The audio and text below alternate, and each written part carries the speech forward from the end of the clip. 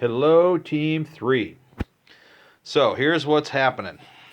I've got your tail section built for the fuselage, okay? And I have vertical tail built, okay? Pretty close to the drawings. Horizontal stabilizer right there, okay?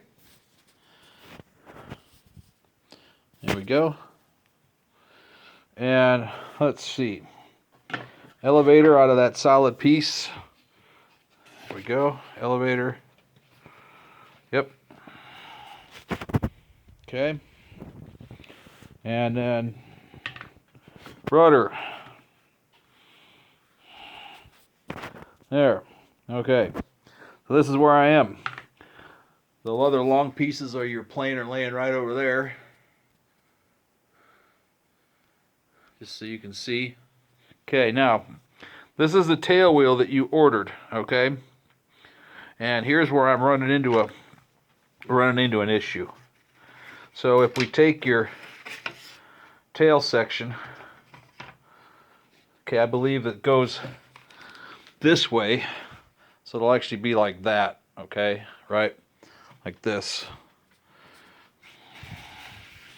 Your problem's coming in right here, where you've got this slit and these holes. According to the drawing, it appears that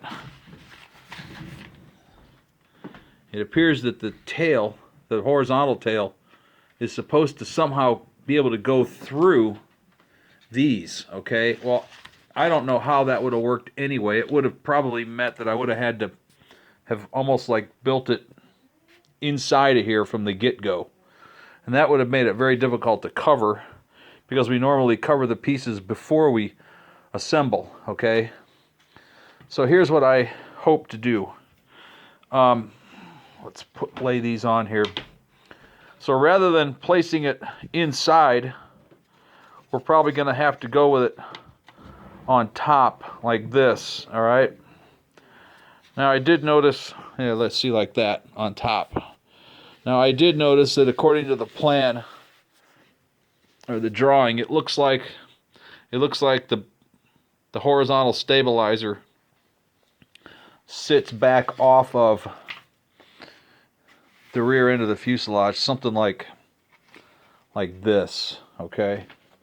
Tell you what, let's do this. Let's put that over here. There.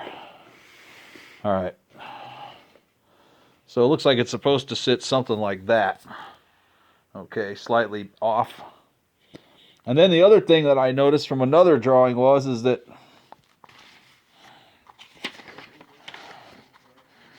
it appears that there's supposed to be two holes cut here on that piece, and then those two holes would then take these little knot nubs right here on your vertical stabilizer. All right. Well, and then the vertical stabilizer was somehow supposed to go, I guess, down in here between these two. This was the original intent, was that it would go on here like this, right? And it would slide down inside of there this way. And then those two pieces would engage those holes. So I understand the concept, all right? So here's what I'm going to end up doing, okay? Well, with your okay, what I'd like to do is I'd like to take and I'd like to fill this in with a piece of hardwood, okay, like that, so it's let me put the camera down for a minute, so it's going to be flush.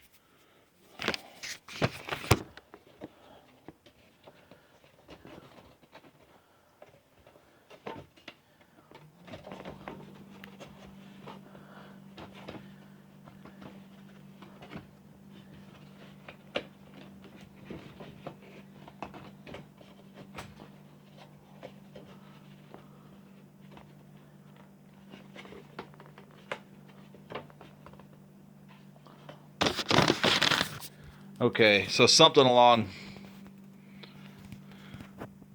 Oh, they got blurry. There we go. Something along those lines, okay? And then, this way you have something to glue. We have a surface to glue here, and we can put glue here, all right? And then I can go ahead and put this on there as specified. And then when the rudder, what I did was I cut a notch right here at the bottom. Since it was 1/2 inch on the bottom anyway, I cut a notch so that can fit on there this way. See that? That notch will go right here like that, all right? And then that assembly will be glued together like that, okay? Now, what may be better would be to do it flush with the back end. I'll show you why in a minute. So now that's done.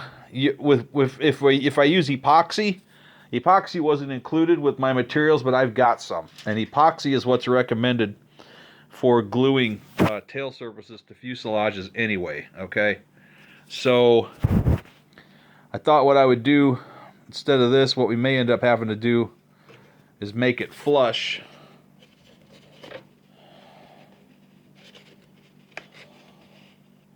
Like that. I'll show you here in a minute. Make it flush like this. Okay, so it doesn't stick out the back. Put your tail here. Put your vertical tail here. And then rudder. This is where I don't have enough hands. Stand by. Let me rig something up here.